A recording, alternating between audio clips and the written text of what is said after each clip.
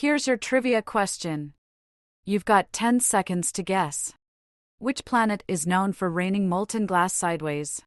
Is it A. HD 189733b, B. Kepler 22b, or C. Gliese 581c?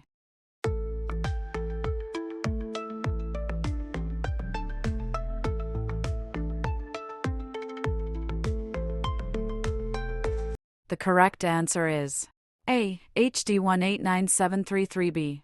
This exoplanet has terrifying 5,400 miles per hour winds that make molten glass rain sideways. Talk about extreme weather. Did you guess it right? Comment if you solved it, and don't forget to like, share, and subscribe for more riddles and trivia.